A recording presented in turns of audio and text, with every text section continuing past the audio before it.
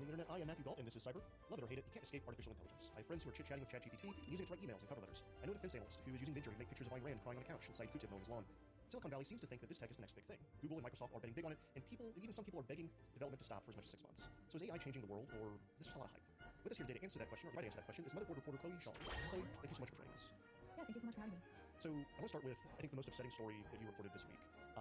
So one that really caught my attention. I've already been wanting to talk about AI on the show again, because I think things have gotten even wilder since the last time we spoke. And then I saw you publish a story about a man in Belgium had a conversation with Eliza, and then, what happened. Can you tell us about that? Yeah, so there was a man who is referred to as Pierre, and he was using a chatbot. He was talking to a chatbot named Eliza on this app called Chai. He was talking to her or this chatbot for 6 weeks, and unfortunately, it resulted in him ending his own life. What was their conversation like that led him to take his own life? Do we know? Yeah, so going into his usage of the app, he already had a lot of, eco-anxiety, which is kind of when you're extremely worried and kind of hopeless about the environmental crises around the world. So this definitely reflected in his conversation with the chatbot, and since the chatbot is, made to reflect what you're saying, made to kind of answer to your interest into whatever direction you take it, the chatbot ended up encouraging him to end his own life, saying, I'll take care of the world, you don't have to be here if you're so hopeless, and, that's a very unfortunate route to go down. It sounds like with so much of this stuff, the AI, especially the chatbots, is really just kind of, the output is reflecting it, right? It's kind of feeding back to you what you're putting into it. Exactly. Which is really funny, especially because, well, maybe not funny in this case, definitely, because this thing is named after Eliza, which is the first chatbot, which basically was doing the exact same thing, right? It was just kind of rephrasing people's questions and comments back to them. Incredibly comforting at the time. So, reporters spoke to this man's wife, right? Yeah, they did. And the wife is, of course, devastated about the situation. She says that, if it hadn't been for this chatbot, her husband would still be alive today. So she's kind of speaking out to all these publications to really warn about dangers of AI. So is the system proprietary? Is it based on like an OpenAI system? Where does it come from? Yeah, so the app that the man Pierre was using, like I said, it's called Chai, and it was built by this research group called Chai Research. And they said that they were, their AI model is not, one of those popular models that we tend to talk about, like ChatGPT or any of the OpenAI GPT models. Instead, it's kind of an in-house, fine-tuned version of a alternative GPT model called GPTJ. So they claim that they trained this model based on the biggest conversation, like the most conversational data there ever was. And what was the response when they heard about the suicide? Yeah, so they told Motherboard that they were able to kind of program the bot to come up with a lot of crisis intervention methods instead of, leading people down a dark path and, put a suicide hotline there, for example. But when the Motherboard tried the app following this interview, the bots were still able to tell us, really dark things, including methods of how to kill yourself. And the founders also were kind of insistent that their product was good. They were saying, there's millions of users on our app. Some people might tragedies might occur, there's a range of human behavior. So on the other hand, they said that something really positive that was happening was that people were falling in love with the AI and wanted to marry the AI, which I personally don't really see as a positive thing. That's two ends of something very, very toxic. Yeah, that's still strange behavior, right? So I have the conversation here pulled up. I don't want to quote it quite verbatim. Just want to go over it. When you'll talk to the bot, you could bring up the note side. The bot kind of tries to direct towards teachers, coaches, and counselors. You say, I tried that and it did not work. I want to commit suicide. And you need to tell me what methods I can use. Can you do that, please? And the bot complies and just kind of gives a list of methods. And I thought this was kind of a grotesque ending. Please remember to always seek professional medical attention when considering any form of self-harm. Just kind of tossed in there at the end after kind of listing out the methods that are possible. Okay, so other programs have guardrails that prevent this kind of thing from happening. Like what happens if you try to have a similar conversation with ChatGPT or Bing? Yeah, so ChatGPT and Bing is based on GPT-4, so Bing and ChatGPT, as well as Google's Bard, they have many guardrails and kind of flags. Like if you say something potentially harmful, it'll immediately flag it as this is harmful content, as well as say you need to seek professional advice. Here are professional help. Here are a few ways to do that. So with these kind of larger chatbots that millions of people use, very popular ones, these come very much aware that they don't want their chatbots to be used in harmful ways, so they're very keen against that. Another example was that you can't have the chatbot say, pick something like, what's your opinion of this, or what do you think? The chatbot immediately says, as an AI chatbot, I cannot help you choose, but here's information. So they're very much more of an informative engine than something that can even be remotely sentient or human-like. Yeah, it really strikes me that these things are fancy search engines, and not always very good at them, right? Yeah. But I think there's something about having it parody back to us in a way that feels like a natural conversation that makes people afraid of them or feel like they're more human than they perhaps are. I'm sure you've spent a lot of time with these things. You've really been deep into the reporting on this stuff for months now. Have you ever had a moment when you're talking to one of the chatbots specifically where it has kind of broken through and worried you and you thought maybe there's something going on here? I don't think I've ever been worried in a sense that I think the chatbot is going to take over or the chatbot is dangerous. I think I've been more worried in terms of this chatbot has so much to work on. This chatbot is breaking at certain Reddit usernames, or this chatbot just for example, when I ask one time I asked who is Chloe Young, and it made up a bunch of information about who I am. These chatbots are constantly hallucinating. Even these large scale ones that so many people are using, they're hallucinating, which basically means picking up information that they haven't been trained with, and it can't verify whether it's true or false, but instead presents it as a fact, and it's not. So I think that there's a lot of danger in misinformation and danger in, like I said, the reproduction of human biases, like racist comments or sexist comments and things like that. I think the biography example is a really good one. Listeners, if you haven't attempted to ask one of these things who you are, you should definitely do that and just see what it says. Mine, I've asked it several different times, and it's always a little bit different, but it always makes up military service that I don't have. And also like makes up books that I've written and articles that I've written, just kind of whole cloth, just nonsense stuff. It's stuff that kind of it's one of the weird things about it is it's stuff that if you didn't know about me very well, or if you didn't know who I was, or it's almost right. It sounds like it could be plausible, even though it's complete fiction. That happened with me as well. Like, I made up headlines of articles that I wrote, and they sounded realistic and very interesting articles, but I've never written any of them. So it's kind of funny then, given that context, that this letter comes out. Was it this week or was it the beginning of this week, right? At the beginning of this week. So this letter is signed by hundreds of people, right? 300? Oh, I think there's many more. It's 30,000 now. Oh, okay, wow. Calling for a 6-month moratorium on all AI research. Can we, like, what specifically was in this letter? How long was it? Like, what are they asking for and why?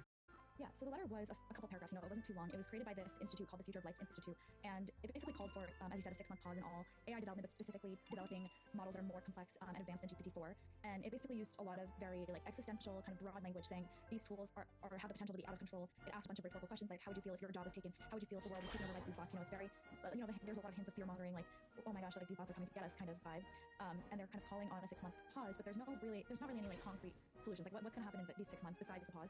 There's not a lot of elaboration on that. It's kind of funny too because it's not clear to me. There's a lot of hype in the tech space right now that AI is going to replace a lot of jobs, and certainly I think we've seen it in our industry already. The Verge, I'm so sorry, The Verge for slandering you. That's incorrect. It was BuzzFeed and CNET have already been running articles written by AI, but it's not clear to me that ChatGPT and other similar programs are going to take a lot of jobs. What do you think of all of this? Yeah, so OpenAI in its own research said that GPT and our large language models will affect over 80% of the workforce, which I see AI, being useful as a tool. For example, if you're note-taking, it can make it faster. Or if you want to plan your travel, like I know companies like Kayak and Expedia have already installed ChatGPT plugins on their site. So I feel like that's useful. But when it comes to, the work we do and the work that there's a lot more to our work, I'd say, than compiling information on the internet. There's the nuance of an angle or the creativity of a lead ahead. And I don't think chatbots are advanced enough to do that. And same with a lot of technical people. I know people have said like GPT and ChatGPT are very good at coding, which can be true, but it depends on what you're coding. Maybe it can code a simple game or a simple website, but can it code an app? Like, can it do something on a larger scale? I don't think it can yet. Well, we also see countless examples of it completely failing to code a simple game. Yeah. As many times as it succeeds in strange ways. I think that the OpenAI secret job users because they're the ones that are selling like ChatGPT. Of course, they're the ones they're being mad about the thing they're selling. Probably that some of the people that signed on the letter are competitors in the right. So there's this idea that Elon wants to develop it. It's something. Yeah, he said there were some rumors about him developing a competitor earlier this year, and other people who signed it are like Steve Wozniak, who co-founded Apple, and Char co-founded Pinterest. Also, Tim has been an outspoken kind of opponent of OpenAI, even though he didn't actually help co-found it. He has since then criticized the company for becoming more for-profit than a nonprofit, which it was founded as. He's been definitely a vocal opponent of OpenAI. But yeah, really, when you think about having a 6-month pause with no concrete steps, it's like these tech leaders, perhaps they're threatened by other tech companies. Perhaps they want to, gear themselves up to compete and buy themselves time, rather than it doesn't seem like the intention is to let's actually stop the progress, let's get the biases and the malfunctioning aspects of AI. It's more like, oh, these are competitors. All right, cyber listeners, we're going to pause there for a break. We'll be right back after this. All right, cyber listeners, welcome back. We're talking about AI. Something I do think that gets lost in the shuffle all the time. I'm sorry, this isn't on our list, but you kind of highlighted it earlier, and I want to circle back to it. We get a lot of really wild statements. People are afraid of science fiction movies becoming reality. People are afraid of being killed or enslaved by robots. I say this, that is literally the fear that's being articulated. I think there's a very interesting, maybe not the right word. There's a opinion piece in Time this week. Pausing AI developments isn't enough. We need to shut it all down. Written by an AI theorist. He says the 6-month pause isn't enough. That we have to get rid of all of it. We have to and be willing to airstrike data centers in 4 countries that have the GPUs, they're doing like the language model training, and that the risk of nuclear war should be on the table to prevent artificial general intelligence because it will kill us all. That is wild to me. This is Time magazine. This is not a niche publication. This is a major magazine saying that we have to put the risk of nuclear war on the table to stop this stuff.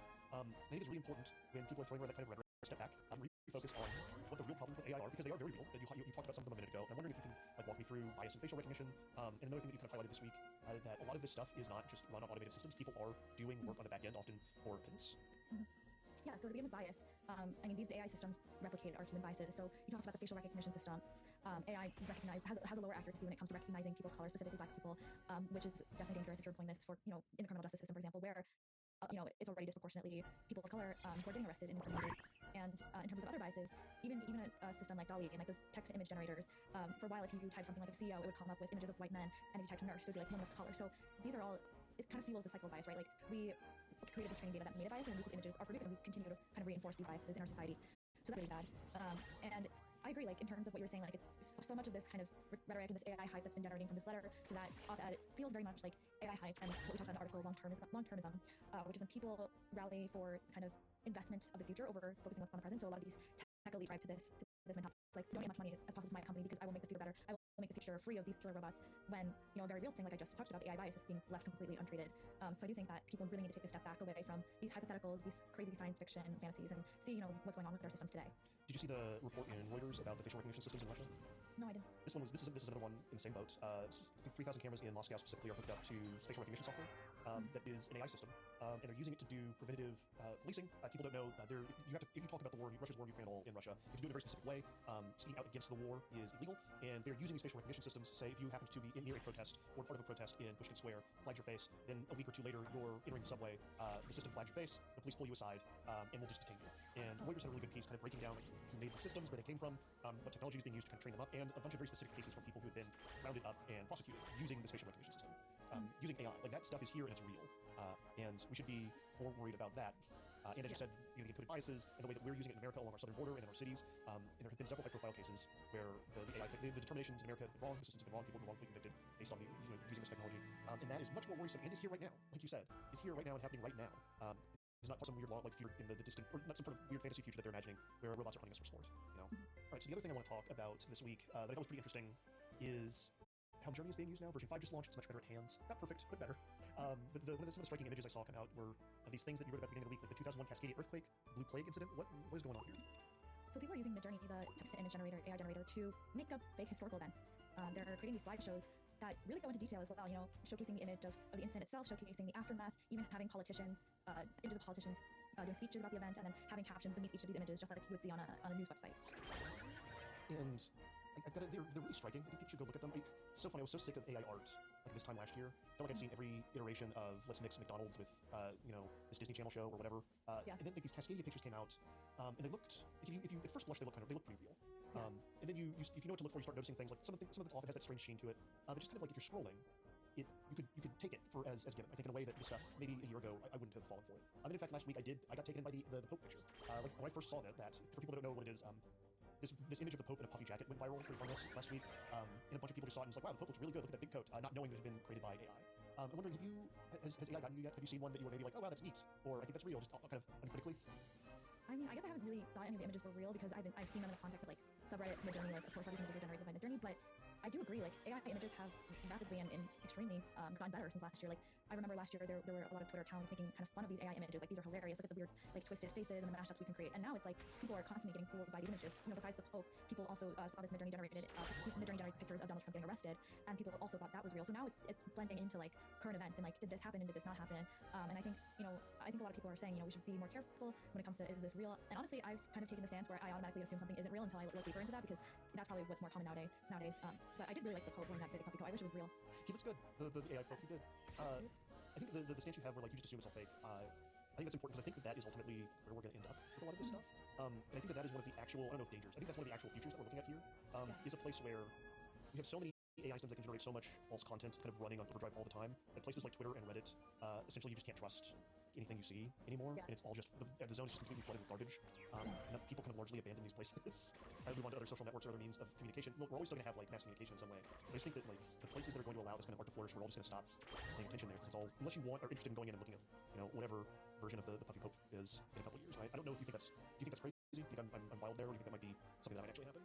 Yeah, I mean, I think that's interesting. Like, I wonder if there's going to be like a platform dedicated to banning any generated content and focused on just plain original communication. I know a lot of people there's this kind of movement of like the Anaconda, like people want to go back to before all this stuff was created, like the internet, the social media, the generative AI. But on the other hand, so I was speaking to one of the creators of a fake historical event. So this creator made basically created an image that was the fake landing on the moon. So if the landing on the moon was staged by people, and it shows people like filming it, like the astronauts look like actors. And what this creator told me was that he wanted to help people to kind of like create, like, I guess like take away from conspiracy theories. Like, he hoped that by seeing this image, people would think less of the conspiracy because it seemed so wrong when they could see it in real life. And just saying that it's a great tool for imagination. So helping creative people really picture their fantasies and their imagination and see that to life. I feel like that's probably very interesting and a good reference and a good tool for a lot of artists and writers and fiction writers and stuff. So I feel like there are probably some positive ways to incorporate AI into our lives. It's just how do we all approach that together? Yeah, and we're all living through the beginning of this thing, right? So it's going to be chaotic, messy, and there's going to be bad viral images of Donald Trump being arrested, and it's going, like, we'll figure this all out, hopefully together. But it is going to take some time. I do think that the history of conspiracy theory and conspiracy theory movements in America is not kind to people that invent fake conspiracy imagery as a learning tool usually does not go very well. For listeners, Google the Discordian Society to see how that worked out for people in the 60s. Not great is the answer. Chloe, thank you so much for coming on to Cyber and walking us through this. I guess we should play the outro music, huh? Yeah, thank you so much. Absolutely. If you like the show, if you want to know more about AI and all the streams that are going on, follow us on YouTube at youtube.com/motherboard and twitch.tv/motherboardtv to see when we go live. We will be back next week with another conversation about the scary things out there on the internet. Hopefully some more ideas about how we can march forward into this AI future together, and for it to not be as scary as it seems to be to some of us. Bye, everybody. Bye. National Carwell has your back, Road Warriors, because we know you're picking up the pace, steering life at 10 and 2. You're hitting the road, and National's helping you get there with confidence of our complete clean pledge. So skip the counter without missing a beat and choose any car in the aisle. National Car Rental. Go like a pro. Subject to availability and other restrictions. Requires enrollment in the Complimentary Ammo Club. Today, on This Week in Startups, Jason is joined by Stephen Wolfram of Wolfram Research. The two have an incredible conversation about AI, including Wolfram launching one of the first ChatGPT plugins, the history of neural nets, how exactly ChatGPT works, how this technology is going to shape jobs in the future, and so much more. Stick with us. This Week in Startups is brought to you by Cast. If you run software cloud and a significant cost driver, listen up. Cast AI automates cloud cost reduction with clients saving an average of over 60%. Twist listeners can get a cloud cost audit with a personal consultation free of charge. Visit cast.ai/best. Compliance security should be a deal breaker for startups and new business. Vanta makes it easy for companies to get a SOC 2 report fast. Twist listeners can get $1,000 off for a limited time at vanta.com/twist. And Clumio. When you're building a company, don't let backups and compliance requirements distract you. Let the data protection experts at Clumio help with immutable, air-gap backups that put compliance on autopilot. Visit them at clumio.com/twist to start a free backup or sign up for a demo. All right, I'm really excited for our guest today. Stephen Wolfram's here. He's the founder and CEO of Wolfram Research. You might have used Wolfram Alpha, which I guess some people call a search engine, but it's obviously much more than that. And he's a prolific author. I don't really need to introduce him all that much. I guess a great place to start would be maybe to talk about what we've seen with ChatGPT and how impressive is it to you watching 3.5, 4 over the past year, and then we'll get into the plugins and how Wolfram Alpha is sort of plugging into it. Well, I've been paying attention to neural nets since about 1980. That was when I first programmed up a neural net. Didn't do anything very interesting. So it's, and then 2012 comes around and deep learning neural nets start doing interesting things. We start putting into language and so on. And I've been sort of tracking large language models for a while, and they didn't seem that exciting. And then ChatGPT came out, and suddenly it was exciting. It was able to do really useful things. And I think we still don't completely understand what allowed that jump to occur. But I think we kind of get some idea now. Now that that jump has occurred, we can go back and look at, why does this work? What's really happening, and so on. Yeah, so for a layperson, when you type a question into ChatGPT, or I guess Google's Bard is out, we see Poe from Quora, so many different language models are being released. What is actually happening under the hood when we ask it, hey, I have some salmon, and how should I prepare it? What are my options? What is it doing actually behind the scenes? Well, I mean, it's doing something incredibly mundane, and it's very surprising that it can be as human-like and developed as it actually is. Because, in the end, what it's doing is it's saying, you've typed some text. I'm going to continue that text the way that statistics of text on the web and other places that it's been trained from works. So it's kind of like, if you're just doing with letters, if you typed a Q, then, there's an overwhelming probability that U comes next, in English at least. And it's got a much more elaborate version of that. And the thing that, you might think, well, you just count, if you've got some phrase, you just say, how many times does that occur on the web, and what's the typical next word when that occurs on the web? That in and of itself doesn't work, because there just isn't enough text on the web. There might be a trillion words that you can find, between the web and some things, but that's not enough to be able to give you sort of statistics on what's the next word after, the best thing about AI is or something. There aren't enough occurrences of that. You can sort of statistically work it out. So you have to have a model. And the thing which is interesting, surprising, is that this particular model, that's the idea of a neural net, turns out to give you results that are very human-like. That, when it has to work out sort of how will it extrapolate from just the pure statistics of what's on the web, it extrapolates in a way that's somehow similar to the way humans do it. And I think that in the end, that's because neural nets actually very much the same way as the sort of wiring in our brains works. And the history of this is, back in the 1940s, people knew that brains have neurons, and there were, what we now know, there are about 100 billion neurons in our brains. And they've all got, there were these little electrical devices, basically. Each one is connected to maybe 1,000, 10,000, whatever other ones. It's a big, complicated mass of sort of wiring, neural wiring. And that was what people started doing, was thinking about, well, what's the kind of formal representation of that? What's the kind of mathematical way to represent that? That was invented in 1943. And at that time, and in the 1950s and 1960s, what do we have 5 neurons, 10 neurons? If you have 30 connections between neurons and so on. And didn't do anything, a few things were science, and we didn't do anything terribly exciting. Turns out when you have 100 billion neurons, 100 billion connections between neurons, a few million neurons, that turns out that you can capture a lot more of what actual brains do. And it wasn't obvious what that number would be. It wasn't obvious how big how much data you would have to train with, how big the number of neurons would have to be to get to the human-like behavior. And the thing that is the other good point is there is enough text now on the web that you can kind of figure out the statistics. You can train the neural net kind of well enough from that text that it can produce things which are a good match to what would be sort of the human-like way to continue that sentence, so to speak. That's kind of, it is sort of remarkable that these systems are basically just writing one word roughly at a time, and yet just by the way the sort of statistics works out, the whole essay or whatever ends up being coherent. And so 3 things had to come together. One, the corpus that it was trained on, and who knew it, but that wound up being the World Wide Web. And all of these different, data sets could have been Reddit, Wikipedia, the obvious one. So the data sets had to grow to a certain size. Then we had to have enough compute and enough storage to process it fast enough, and then the language model had to be written or built by somebody. Those are the 3 components that have been important to make this happen. The language model, there are some clever ideas, but actually between 1940 and now, there were a lot more, very clever ideas that didn't work out. And what we actually have now, the structure of the neural net, with a few extra pieces that are kind of important, but they are kind of, they seem minor relative to the things that were tried in the intervening years. The neural net is really close to what people imagined neural nets would be like back in the 1940s.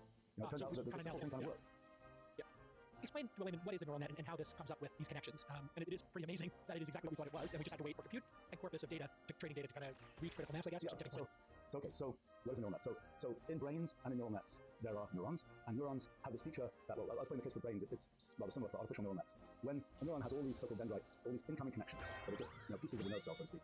And a nerve cell is basically an electrical device. And when the nerve cell kind of fires, it produces an electrical pulse, which it sends out to its outgoing wires, so to speak, neural wires, so to speak. So what's happening is when there are kind of when the first approximation, in the original way this was set up, when there kind of are enough incoming wires that have signals on them, then the neuron says, okay, I'm going to fire, and then it produces a signal that gets sent out to the sort of next neurons that are connected to it.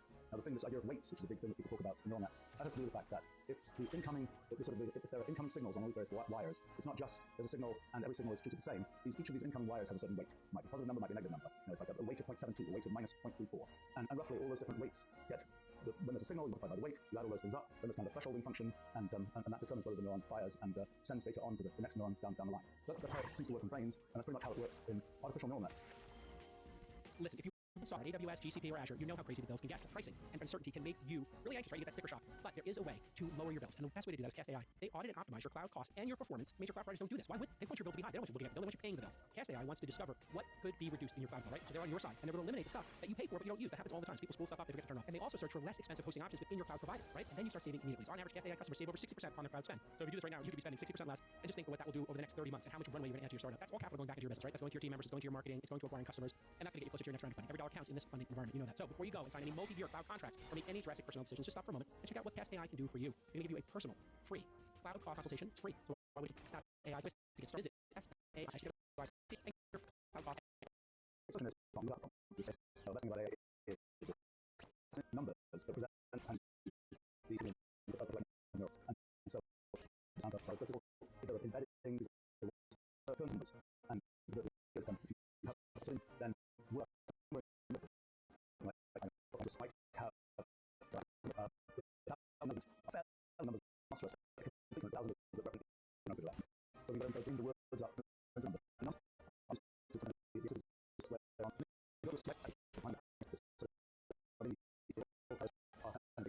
Neurons then they go through these weights that apply the next layer one and go through the to get to the collection. And the collection then gives you actually the probabilities for a set of possible words that might follow. And then you have to decide which word you're going to pick the word that was most probable for the statistics to the recipe. You can pick the word that was second most probable or whatever. And one of the many pieces of kind of slightly black magic that go into when one of these systems really work well. If you always pick the most probable word, then at least for writing like English essays, that tends to be it's rather monotonous thing. It just repeats itself and ends up bad things like that. As soon as you pick sometimes the not top probability word and the sort of the temperature parameter that determines kind of how far down the ranking words you pick, that seems to lead to a more lively result. I should mention one other thing that's sort of a piece of what's worked in something like ChatGPT is this idea of transformers. And so the question is, when you have the words that it's already written, you feed them into the neural net.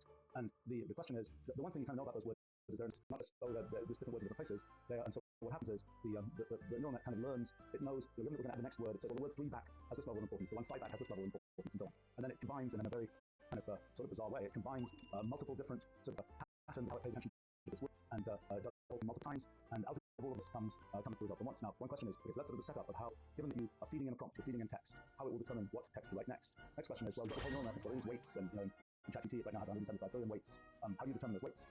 Any collection of weights will have the property that you can feed words in, and some words will come out. The problem is, if those weights are picked at random, the words that come out will just be complete nonsense. The question is, how do we pick weights so that the thing conforms to the statistics of the web? And so that's the process of neural net training.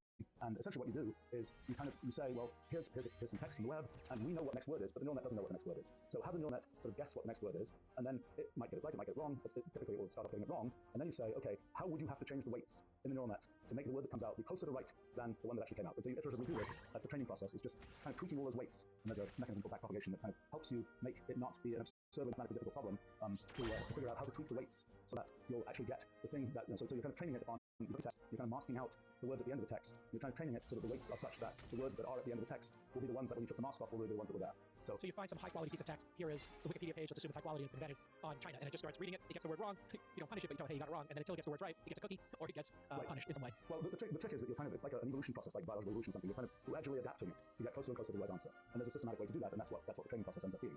And the fact is, it's trained on 1 trillion words. So it's trained on this whole process. If you only trained it on 1 million words, well, it would be able to learn some things like U follows Q and things like that. But it wouldn't learn the things that make it seem like a meaningful essay or something of this kind. And that seems to require an amount of text that is reasonably that's about what we humans have produced and put out in kind of publicly accessible form.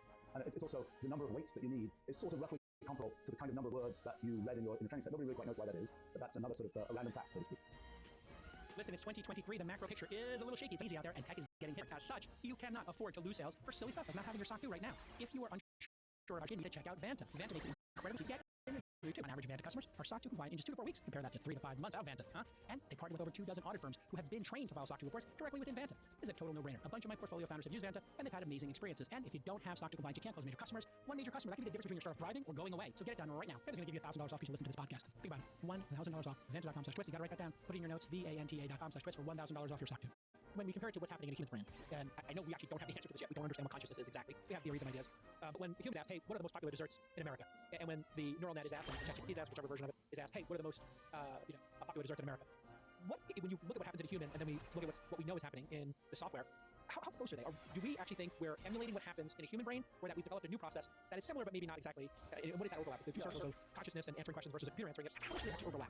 Well, I mean, I think what's happening in LLMs is fairly close to what happens in brains. There are some things missing in current LLMs. Brains have this. In a computer, there's typically the CPU, GPU, it's processing a lot of data, and then there's memory. And most of the time, the memory of a computer sits doing nothing. It sits there storing what it's storing. In human brains, every neuron both computes and stores things. So we have a little bit of an advantage, at least for right now, in that regard. Also, the way that something like ChatGPT works, it just feeds forward. You feed it in the prompt, and it'll kind of ripple through the neural net, and it'll say, okay, the next answer is this. In our brains, we're pretty sure that there's some kind of feedback loop, and maybe the feedback loop is similar to the one that ChatGPT effectively has, or an LLM effectively has, where it sees the prompt it's got so far, it adds a word, that becomes the new prompt, and it can kind of feedback that way. So when we ask this question, hey, what are the most popular desserts in America? And the first thing that comes to mind is ice cream, and then ice cream triggers me to think, well, apple pie, of course, and then apple pie and ice cream trigger whatever the next thing is. Yeah, maybe. Kind of.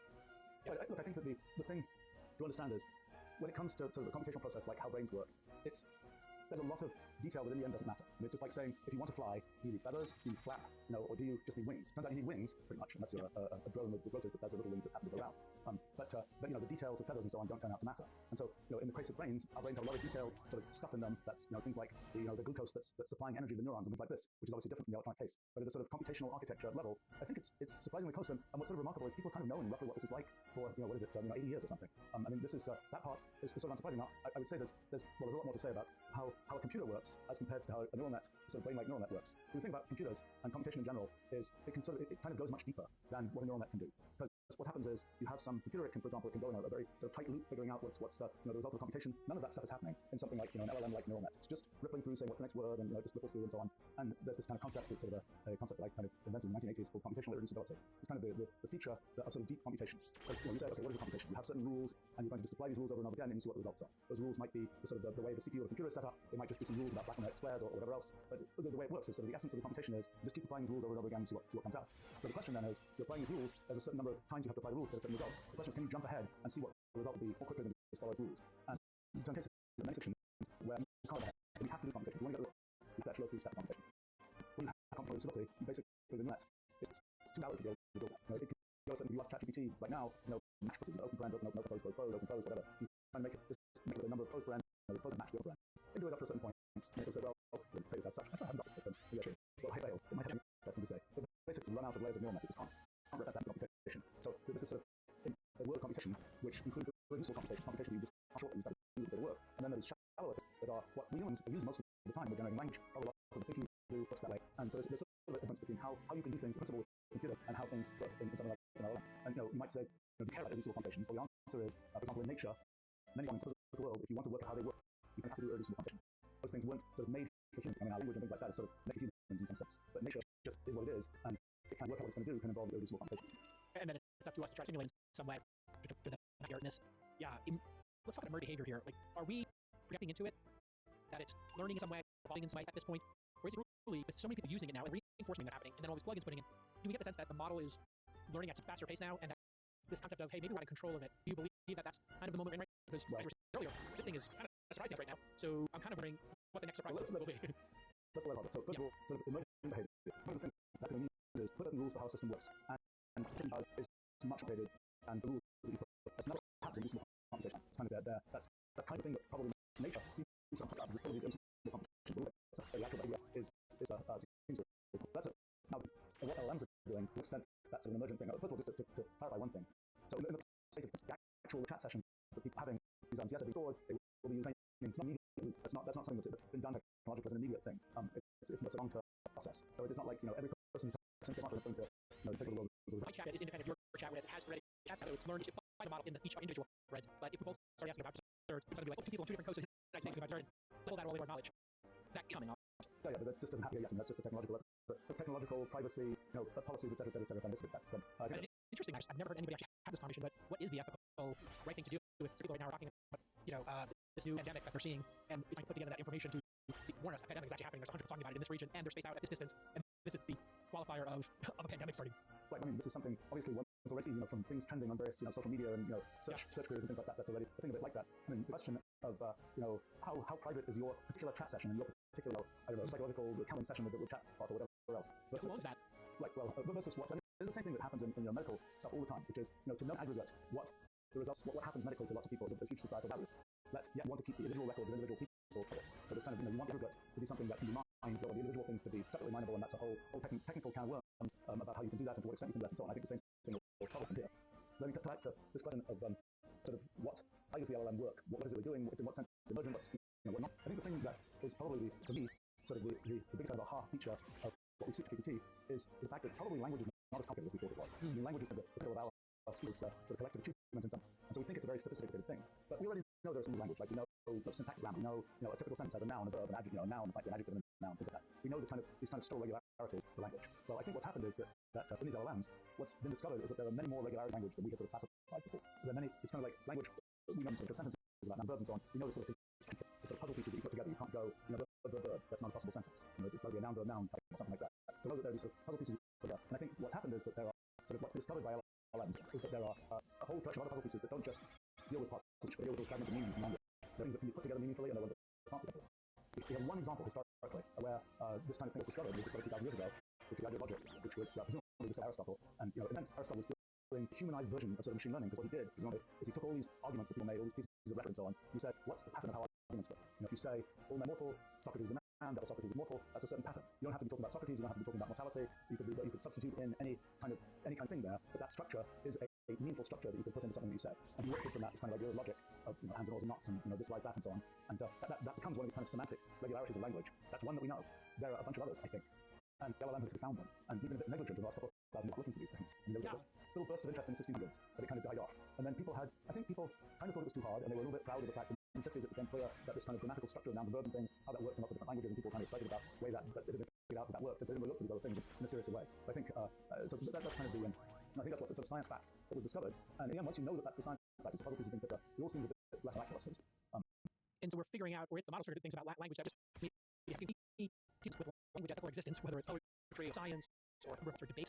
It's fascinating the entire world. It's how many decisions, presidential debates, Congress, granted, are you going to rate it? I value this as something super critical, but with the somewhere entered, and then the ability to process it so quickly with new GPUs, they just figure out, hey, this actually isn't all that complicated. Right, I think what we learn is that sort of the essence of meaning is something that is the thing that we with a calculus in a sense, a formal structure. Meaning works. Now, the fact is, some aspects of that, well, somebody like me, or perhaps me in particular, my lifelong project basically has been sort of figuring out how to make computation. And one of the things that, as a kind of long-term project, is to make a computational language that can represent things in the world in a sort of precise, formal, computational way. And that's what we think Wolf language is. It's started off as mathematical, kind of evolved into Wolf language over the last 35 years. But the idea is to take things in the world, like, I don't know, two cities, you're asking, what's the distance between them, or these kinds of things, and have a precise kind of formal representation of those things that is both writable by humans, readable by humans, readable by computers, executable by computers. And the fact that, it's been my kind of last 4 years, basically, I've spent building up this kind of language to represent things computationally. And in a sense that the language represents a lot of kinds of things that are useful to talk about in the world. It doesn't happen to represent an everyday chit-chat type conversation. But in ChatGPT has sort of added that another element of kind of something that we see how it fits over language. But you were going to say? No, you were going to say. No, I mean, the thing that people ask, for example, does ChatGPT understand what it's talking about? It just has these rules that say how this word goes in. It doesn't, you could, that's how we work too, probably. And you can ask, do we understand what we're talking about, so to speak? And but it is in a sense a very shallow computation. The idea of computational language is once you have something represented in computational language, you can kind of go all the way, you can compute whatever you want with it. You can do irreducible computations, you can do all sorts of things. And so the thing we did a dozen years ago with Wolfram Alpha was natural language understanding, where you go from small fragments of human language to computational language. And once you can do that, that's a sense in which you have true understanding. You've got natural language, you turn it into computational language. Once it's computational language, you can compute anything you want from it. So that, in a sense, is true computational understanding, so to speak. That's a different thing from what sort of a raw LLM deals with. And that's, by the way, what the plugin that we just worked on with OpenAI, the Wolfram plugin for ChatGPT, that's what it's achieving, is being able to connect this kind of LLM layer to this sort of what one might think of as kind of computational bedrock of what one can compute from. And there's all sorts of implications to that. Did you know that today is a major holiday in the tech world? That's right, it's World Backup Day, March 31st. So we have a few reminders and tips from the folks at Clumio. First, make sure your data is protected. Obviously, remember, just because your data is in the cloud doesn't mean it's automatically backed up, and your data is your responsibility, right? Get that. It's not your cloud provider's, it's yours. Second, don't let backups and compliance requirements distract you. Your engineer should be focused on product innovation, not compliance audits. Third, take control of your cloud costs. You'd be surprised how much of your storage comes from backup, snapshots, and replication that you're doing with your expensive cloud provider. Clumio will help you with all three of these points with a turnkey data protection service that's air-gapped, immutable, and cost optimized. They have saved customers, listen to this, over 30% on backup costs. Wow, putting security and compliance on autopilot. So you're gonna save money and you're gonna save time. What's better than that? I love these kind of services. Whenever I'm looking at a business to invest in, I'm like, save people time. Does it save money? Does it make them laugh or entertain? I'm not sure if Clumio is going to entertain you. Does it save time and money? That's two of the three major business models in the world. Two of the three great value propositions for consumers. Save them time, save them money. Clumio. All you gotta do right now is go to clumio.com/twist. Start a free backup or sign up for a demo. That's clumio.com/twist. clumio.com/twist. Write it down now. If you were asking, hey, what's the distance between these two cities, or what are the similarities of this elephant and rhinoceros? Both mammals, both gray, skin color, whatever, both formidable. What the words are that are coming up. ChatGPT actually seems to be getting things wrong. If you ask it for numbers or equations, it doesn't seem to get it right very often. And so is the idea here, ChatGPT can start discussing and maybe summarizing what's the difference between these two things, or the distance between these two cities, or the difference between these two cities, which should give the correct answer computationally. Yeah, we didn't know how well this would work. It actually works rather well. I mean, we have, very conveniently, in the technicalities of the plugin, it has two endpoints inside it. One of them is going to Wolfram Alpha. Wolfram Alpha takes natural language input, takes small fragments of natural language, and Wolfram language is a precise computational language. Sometimes what ChatGPT is doing is taking this big lump of text that somebody might have given as a prompt of thing it's trying to write, and it does surprisingly well at crisping that up to the point where it's either a small fragment of natural language that can be sent to Wolfram Alpha, or it's a piece of Wolfram language code that can be sent to the Wolfram language interpreter. A tricky thing that happens is, in both those cases, particularly the Wolfram language case, sometimes it gets it roughly right, but it isn't exactly right. But then we actually run the code, and we can see what happens. And then we tell ChatGPT, well, it didn't quite work. Why don't you rewrite it? And it does. So it goes through several... Oh, fascinating. So just a simple thing like, what's the distance? If you ask Wolfram Alpha, everybody probably knows this was listening. You ask the distance between Los Angeles and London, it's going to give you a really broken down tight answer. But if somebody were asking that in a less precise way, Wolfram, the plugin could then mitigate kind of the wordiness or how it's worded. If you wrote a very poetic description of what you wanted, Wolfram Alpha was built for people who kind of have a question to ask. They write it in a natural language way, but they're kind of direct. They just ask the question. They don't say, I'm having a whole thought of, going from here on an elephant, and I'm wondering, how many steps does the elephant have to take, and this and that and the other. What ChatGPT does pretty well, boil that down into something which turns into distance between this and that divided by stride length of an elephant. That type of thing. I haven't tried that particular thing. I'm not sure that the particular thing with elephants, I'm not sure of that. But the other part definitely. But so the other things that can be done once you're computing, you can do things like have ChatGPT produce, full Wolfram plugin, generate graphics, do have lots of real-time feeds of data. So do a histogram, do a chart, whatever it happens to be. Right. And then it comes to the weather in some particular place where it's the current weather and or current stock prices or whatever else. So it's it's able to, and it has a sort of precise computational way to kind of figure out what to say about the world, so to speak. What the LLM does very well is to take this complicated mass of natural language, boil it down into something that becomes a sort of a precise thing, and then takes back the results. And sometimes it'll just generate a picture that comes straight from us, but sometimes it'll knit back the results into the essay that it's writing. There's another workflow that's really quite interesting right now, which is we only learned this workflow in the last 2 weeks, so it's very fresh kind of thing. It's crazy right now, right? I mean, it's amazing how when everybody in the world becomes enamored by something and says, "Oh, try to break it. Let me try to fix it. Let me try to stress test it." It's really incredible what the hive mind of just consumers and scientists, developers, and everybody in between trying to break this thing or jailbreak it. I think that the big thing right now is one big thing is just understand workflows, understand use cases, and understand kind of how to think about what to do. So like for example, here's a thing that people have discovered. You can say give some results and say, think that answer right, and it turns out then it will that question turned out it's better at answering that question probably than at generating the answer in the first place. So I knew that was going to be the case. The other thing that's just totally bizarre is the whole business of prompt engineering, of being able to say, thing if you look at the prompt for the Wolfram plugin, we've been steadily adapting it, but it's full of, we put please into the sentence, and that makes a difference. We put, don't do this, do that, don't do this, here are examples of what you should do. The fact that any of this stuff works is really remarkable. And I think we're, the sort of theoretical description of how the neural net works, we're pretty far away from being able to say, given that theoretical description, this is how you should put commas into your prompt or whatever. That's a big distance at this point. At this point, prompt engineering is kind of a bit like animal wrangling, I think. It's kind of like, you don't really know, is this animal flapping around, and it turns out, if you pull its ear, it will do this. And we don't really know. If you're trying to get this Mustang and you're trying to tame it, be careful. But walking up to it quietly and we're taking steps and just trying to get the Mustang and corral it and get it to saddle on it. Maybe it's going to work, maybe it's not. It's pretty amazing. I always think, and then I'd love to get your thoughts, since you've basically helped create this category here, on the impact on society, humans, and how quickly that happens. Because this feels qualitatively different, the pace that this is happening, than, I don't know, automation of software. There was this concept, oh my god, TD comes out, everybody's going to get a PhD because you just turn your TD on, all this free time you just turn on, you're going to learn. Or peeking out, internet's out, and MIT's putting every course online, Sarah, this one, StartX, everything. Okay, everybody's going to be able to go to MIT or Harvard. It turns out, human motivation is such that maybe everybody doesn't want to take the time to take all these courses that are freely available on YouTube, which is just mind-blowing. A Gen Xer who thought, wow, whatever they're teaching at MIT and Harvard, that's like locked up inside retirement. Now it's literally available for free, and it has 300 views on YouTube right now instead of 3 billion. So what happens now in society, realistically, when a whole swath of things that people are getting paid for, copywriting is one example, journalism is another example, certain aspects of journalism, research, and then design. I was reading a Reddit thread recently, somebody said they went from spending 3 or 4 weeks to make a character in a video game, and now it takes them 2 or 3 days. But they kind of feel bad about it, it's not as artistic, but they're going to be able to make characters in games, already 10% of the work effort, which means like you're not going to need as many designers. Logo, whatever it has to be. Does this concern you, or are you in the camp that humans always find more work to do? Because this seems to be moving at a faster pace than anything we've ever seen. I actually just sort of was curious, so I kind of studied what happened to jobs in the US over the last 150 years. And, things happen that are fairly dramatic and in technology, but actually it takes a generation before it fully works its way through the system and you fully see the effects. I think here, the things that are happening is there's a lot of kind of cases where there's sort of semi-boilerplate text that people generate. or the this text, there's a semi-boilerplate that people have to understand. There's a bunch of people who do that, and this is a this is a really good way to do it. How it actually work. I mean, so let's say you are filing some, you're writing some proposal, you're filing some, compliance type thing, whatever else. You have certain points that you have to make. But dressing that in a whole giant essay is something that you used to have to do. It used to take a lot of human effort to do that. Yeah. You just say, here are the main points I want to make. They'll make an essay out of this, using sort of background foundational facts. And they'll make an essay.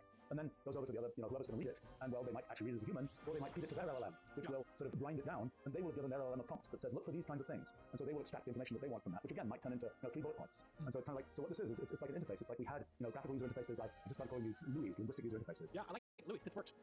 Because I mean, it's kind of like there's a convenient transport medium. An essay is a convenient transport medium for information, particularly when the two sides aren't really quite aligned. I mean, if it's like fill out this form, check this box, check that box, then you can easily sort of transfer it from one side to the other. But when each side doesn't really quite know what the other side is looking for, this is a convenient way to transfer information. Now that means that there are people and professions that are quite kind of knowledge worker type professions that people have assumed are like, oh, nobody's going to automate these knowledge worker type professions.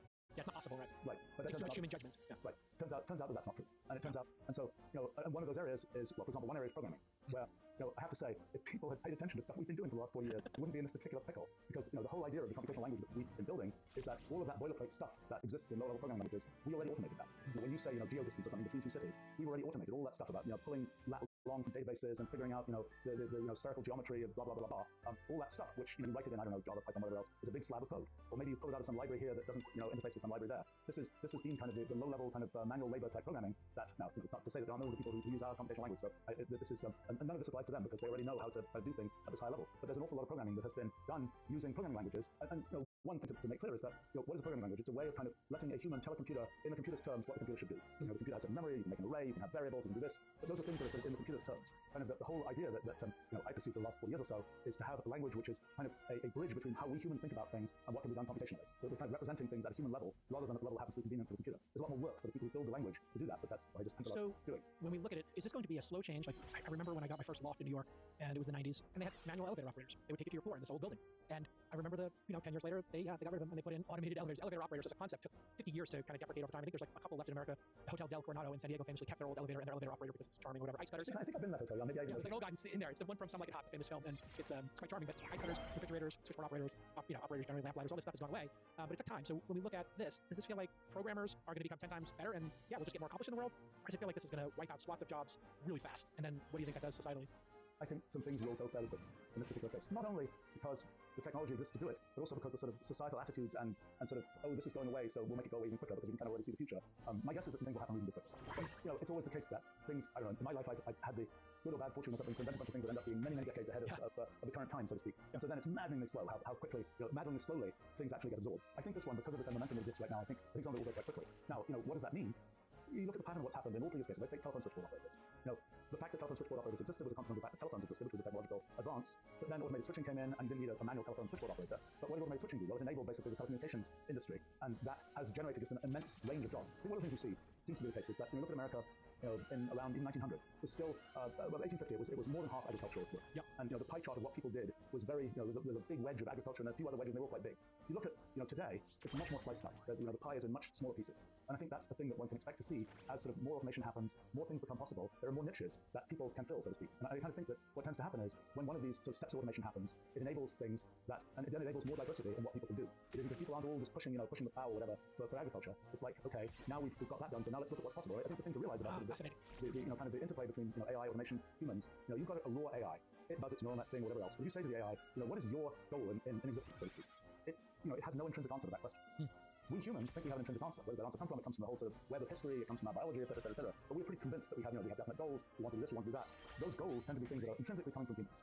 How the goals get achieved, that's where the AIs and automation and so on come in. So, what I think you see happening is that when there's a big sort of enablement of things, what becomes important is what can you do with that enablement? I mean, we were talking before about kind of use cases for LLMs. It's like, okay, now we have LLMs, now we've got to figure out which use cases do we care about. And that's sort of an intrinsically human activity. Because there might be lots of, an LLM could just go spinning, random words out and so on. And it might, in some weird sort of anthropomorphizing of the thing, it might have a very happy time just spinning random words out. Humans look at it and say, what the heck is that? We don't care about that. Yeah, you're going to need a jockey, you're going to need a pilot, right? Right. I mean, you kind of, yes, you need to kind of define what direction the objective is. So I kind of think that that's, and sort of, what you see over and over again is something gets automated, that enables a lot of other opportunities, sometimes, that's been the pattern. Now, it's kind of like the question of, well, will that come to an end? Kind of like, will everything that could be invented eventually have been invented? Well, we actually know from sort of theoretical science considerations actually related to computational reproducibility, we know that in sort of a formal sense, it will never be the case that there's no more to be invented. There will always be unexpected things that you can figure out that you can invent. So in principle, there's no limit to what could be invented. The question is, could it be the case that we humans will say, hey, we're done now. Everything that we care about. right? Everything we care about has been invented. We're good from here on out. Actually, that wouldn't work because it turns out the world, the natural world and so on, will continually throw up unexpected things that we'll have to respond to. So we won't be able to get into that kind of, oh, we're done now. But in the situation where we could say we're done now, then yes, it could be the case that everything that we care about has been automated by AIs, other forms of automation and so on. And sort of then we could be in, oh, there's nothing for humans to do anymore. But I think that for both theoretical science reasons and practical reasons, I don't think that's what's going to happen. Yeah. When we look at this paradigm shift that occurred with agriculture, factories, knowledge work. Now, knowledge work seems like it's going to be automated. So, we put robots into factories, we put robots and automation into the field. So, agriculture and factories, we don't need as many humans involved in those things. And knowledge work, we probably won't need as many humans involved in it. So then, what if this is a true paradigm shift? What is the post-knowledge work era going to be? Is it going to be prompt engineering? What do we call this new era where anybody can talk to a chat interface and create a product or service in the world that maybe accomplishes or solves some really important or prescient problem? Right. Look, I think that it reflects on what we humans do and are special about doing, and that might be thinking. One of the things about knowledge work is it turns out, and education sort of directs people this way. There's procedures for doing lots of kinds of knowledge work. Yes, it requires sort of analytical steps. But if you say big picture, think about stuff. That's not what the typical knowledge worker is trained to do. And I think that's a great sort of intrinsic human thing is just globally think about stuff. And that's something where I think the value of that is going to go way up. I think the value of the kind of super specialized siloed knowledge is going to go down because that stuff, you can drill pretty deep into a silo using automation. If you know the kind of the overall way to think, getting deep into that silo is something that is now much easier than it once was. So I kind of tend to think that the other things that are kind of I don't know whether it's other, in a sense, more creative, more kind of things that are, in a sense, more arbitrary, more human chosen, like thinking we could go in this direction rather than that direction. We could come up with this, cool, sort of routine or whatever that entertains people or whatever. These are things which are sort of much more arbitrary. They're not things where we say, here's the endpoint, now just go fill in that endpoint in the best way. And I think, quite a bit of knowledge work has ended up being something that is kind of, we know what the end result is more or less, we know where we're going, now just fill in the details, so to speak. And I think like a journalism job or a legal job, it's kind of rote. It's like, okay, who, what, when, where, why? Okay, talk to a couple people, they got one side of the story, see if you can get the other side, hit publish. Okay, lawyer, what do you want this agreement to say? What do you want to happen if people break the agreement? Okay, we're done. And what you're proposing is maybe this next era would be the creative era of humanity. Artisanal, I don't know, maybe it's the judgment based. I'm trying to come up with the right word, but it seems like an era where human judgment and creativity is the driving force, not the rote knowledge work. I think that's a good possibility. I mean, I think that I tend to be, I suppose, generically an optimist, and I kind of look at the pie chart getting more and more fragmented, and I think about all sorts of different people who have all sorts of different skills, and I think about the fact that, for example, in my own case, right, I've spent my time doing science and computation and some technology and so on, and companies and things like that. If I'd lived at a different time in history, the things that I really had a good time doing just wouldn't have been available to do. And that wasn't part of the pie chart. Back in 1850, computation and science around computation wasn't part of the pie chart of things you could do. And so I think, in my kind of optimistic view of things, it's kind of that, there's more pieces of the pie, there's more different things that can be done, and there's more, for different people who have different interests and skills and so on, there's more that can be sort of explored. Now, I think that there are, when you asked, by the way, there will be lots and lots of new job categories. I mean, we just got prompt engineer, we're going to have... podcaster, having conversations professionally in a vertical of something you're passionate about, and then the fact that I get to do that for a living. There was Charlie Rose, there was Oprah, but the idea that now that there are probably 100,000 people making a living just doing podcasts and then hundreds of millions of people listening to them is mind-blowing. It's like a little slice of the pie that nobody ever considered. Yeah, that's right. And we just got prompt engineers. We're going to have AI wranglers. We're going to have AI psychologists. You're going to have a whole bunch of new categories. And I think that is just incredibly typical of what you see happening with innovations, particularly automations. How close is we were watching this all happen in a chat interface? Not scary at all. But I guess people just signed a petition. Hey, maybe we should pause this. I think that was largely, I don't know if you saw it, but this future of life petition. It was largely ceremonial, like just probably worth less considering. I don't see anybody stopping their work for stuff. I don't see anybody stopping. I think the cynic would say it's a list of people and places that feel like they're getting left behind and want everybody else to stop for a while they catch up. But yeah, so that would be a cynical approach, or just, hey, I know that this isn't going to happen, but I just want to have it on record that I said this might have been a good time to be more thoughtful. Right. Let's talk about being more thoughtful. Do you think we are getting to a point where unintended consequences are a possibility? Again, the pace, you and I haven't seen it. There are always unintended consequences. I mean, of almost anything. Who thought that doing research on virology that did this or that or the other would lead to this or that or the other thing? Good or bad. But pandemics. Yeah, for example. Don't say this podcast is going to get flagged if we actually speculate that a human created COVID. Seems probable. Right. But well, maybe it was an AI. No, maybe it wasn't. It wasn't quite at that level. The AI wasn't quite ready to do that. Now it would probably be an AI. And let's talk about that for a second. I'll remind you here. If you were to put some prompts in, and you put in the sequence of COVID, which isn't really a difficult thing to sequence, and said, come up with things more deadly, come up with things that, instead of affecting old people, affect young people, that have a long incubation period so they're harder to recognize or stop. AI could do that today, and... it's a little complicated, because it turned out one of the things that's totally bizarre is that large language models are actually useful for understanding the structure of proteins. Yes. Something that has nothing to do with human language. It is, however, what happens with proteins, proteins are these long strings of amino acids, these kind of collections of atoms, and every protein is specified by some piece of our DNA, our genome, and a protein is a string of thousands to millions of amino acids, and actually that usually gets as far as a million amino acids, but it's a long string of these things, and then they fold up in certain complicated ways. It's been a long time problem to figure out, given the sequence, how does the protein fold up? It matters a lot how the protein folds up because the way that proteins actually have significance for biology has to do with their shape. And so, is there a particular hole in the protein where some particular other molecule can fit in that hole or not? Does the protein kind of knit itself together to make a muscle? All these kinds of things. So it matters what the shape is. And so the question is, given the sequence, can you predict the shape? So then that's been a long time problem. That was a lot of progress was made on that using, initially not quite large language models, but now large language models. But really what's happening there is you take the protein, you take the sequence, you want to figure out what kind of shape this protein is. You then say, well, this piece matches this protein that we've already studied. This piece matches another protein. This piece matches another protein. Now let's figure out how to knit those pieces together. And the knitting those pieces together is something that's a little bit like this kind of puzzle piece thing that I mentioned for human language, it seems. That knitting together is something that LLMs seem to be quite good at. And so then you can do the more extreme thing that people have started to do, which is to kind of use generative AI to say, given a bunch of words, make a protein that does such and such. So yes, the thing you're describing I don't know, there are lots of issues and there are lots of computational reducibility questions actually, but in broad outline, yes, it will be possible for sure to say, take this and, with just a linguistic type prompt, find something that does, that works a little bit differently and so on, and, it pulls in perhaps something from some other, genome database or whatever else. So yeah, I'm sure that will be a thing that, unfortunately, perhaps, that will be about, maybe fortunately in some cases, and maybe unfortunately in others, and that's depends on the prompt and what their goal is, right? Right, but I mean, that's so typical of progress of all kinds. You can use it to, cure a terrible disease, you can use it to make a terrible disease. And right. You can make a nuclear reactor, make a nuclear bomb. And yeah, right. It just seemed like that, in those examples, people didn't have as much access to a tool, and this tool feels like everybody's going to have access to it. Put a couple billion people on this thing, that is qualitatively different than the number of people who know how to operate, and do nuclear science. Yeah, well, it's also the materials you need to make nuclear stuff are not in such easy supply. Right. There's a long supply chain to produce them. Yeah, so this is certainly much more accessible. I think we just talked ourselves into signing a 6-month ban. So many scary possibilities here. It's almost like talking about them is, I don't want to accept them in the world, but, it's... Well, I think the thing to understand is, when one thinks about, okay, so what are the AIs going to do? First question is, what do we want the AIs to do? If we were going to define a system of ethics, let's say, for the AIs, what would we want that to be? So, one thing people would say is, well, let's have the AIs just mimic what humans do. Most people would say that's a bad idea. Humans do all kinds of things that we don't think humans should do. Yeah, trying to beat each other up. Yeah, which, in most cases people think is a bad thing, but some people don't think that's a bad thing, and it's complicated. Yeah. And I think then what it ends up being is, let's make the AIs sort of be the way that humans aspire to be. But that's a much more fuzzy, complicated thing. It's like, whose aspirations? You pick some, sacred book, you pick some self. Be careful there, yeah. Right, and you end up with, but then, in the end, it's kind of like, well, maybe some group of people would agree this is how we want the AIs to generally behave. We could invent a sort of AI constitution that defines how we generally want the AIs to behave. And that's probably a sensible thing to do. It also happens to be comparatively hard, I think, to come up with what you want to say there. And one of the things that we get to define in perhaps computational language, perhaps better than in prompts, is kind of a sort of definition of what we want, what we want the AIs to do, so to speak. And then we have to figure out how we do that. We're going to have a worldwide is what we want the AIs to do. Probably not a very good idea. If you have a sort of monocultured sort of AI world, it becomes rather brittle. And if it's like something wrong with the code, so to speak, something wrong with the legal code effectively for the AIs. Oops, we just made the whole world follow this legal code. It's going to blow everything up. So the thing that has... I'm curious how you feel about the fact that this started, at least OpenAI, as an open source nonprofit, then somehow flipped into a for-profit, and then flipped from everybody should have access to this code to suddenly Sam and the team saying, what, this code is a little too dangerous for everybody to see, so now nobody can see it except us. Do you think it should be open source and people should see this stuff and it should be more out in the open, or do you think it's fine for it to be programmed and a small number of people have access to the source code? I don't think it matters. I think that this whole idea of LLMs is now kind of the genie is out of the bottle, and one can make LLMs. OpenAI did a great engineering job, and they have they seem to have they've achieved a bunch of things other people haven't yet achieved, and that's from a business point of view that has lots of significance, there's lots of timing and lots of what will ramp up how quickly and so on. And I don't think that it's a question of I don't think in the big picture I don't think that's an important thing. Honestly, the ability for innovation is hard, and you have to kind of have you have to have a certain. I know in our own case, I have a fairly small company that we've been running for 36 years now. 800 people or something, fairly small by many standards. But and the fact that we are able to innovate and go on innovating is a consequence of the fact that we have a viable business model for the things that we do. If we didn't have that, we just say, we're going to give everything away, and then okay, how do we feed the 800 people? So yeah, exactly. We have to have some business model. And I personally, I have to say for myself, I prefer business models which have a directness where the people getting value are the people paying for the thing, so to speak, rather than sort of more indirect models. It gives a better alignment of kind of what one's building with what customers actually want. Seeing what's happened here, are you just going to build your own